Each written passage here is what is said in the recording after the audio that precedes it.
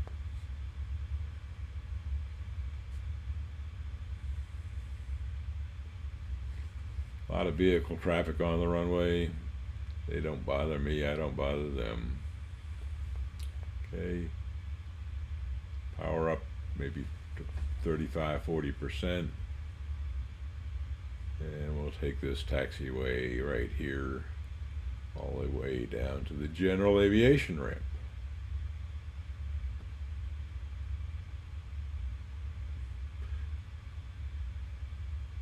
First time to an airport, you got a lot to learn. I've been to this airport several times. You'll get to learn it at some point if you think you like flying into Columbia, South Carolina. Okay. Pull the power to idle. We're coming up to a runway here, which I will stop for and look around.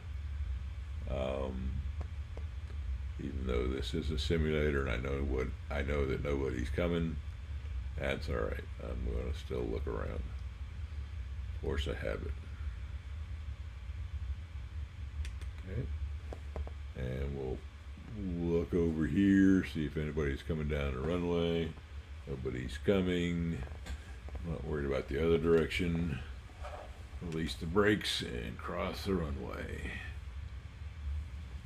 I'll be glad when the next version of X-Plane comes out, and hopefully they will improve the communications, ATC, or traffic control and tower communications. Right now it doesn't work too well, so I don't bother to show it. Slow down.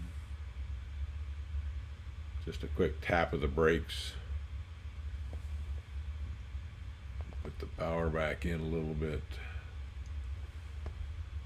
Okay, and I'm going to make a right turn into the ramp. This is the general aviation ramp.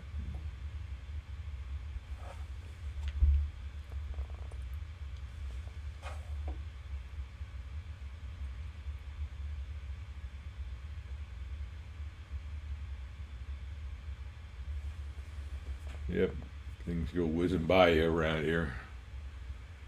Alright, see lots of airplanes here. I'll find a parking place here in a minute.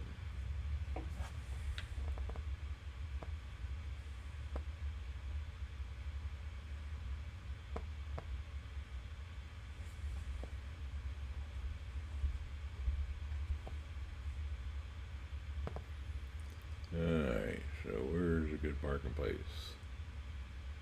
I'll take this one, not next to the car, but I'll take the next one over right there.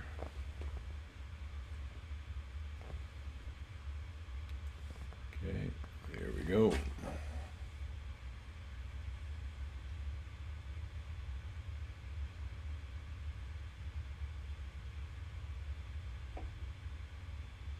Okay, and brakes. All right, how did my parking do? That's pretty good. Okay, so I will now look here, 32 minutes. I'll stop the clock and note that in my logbook is 32 minutes and 30 seconds of flying time. Okay, so that's flying to Columbia, VFR, but using GPS and an ILS to land. I hope you enjoyed that. Thank you for watching, and stay tuned for more videos.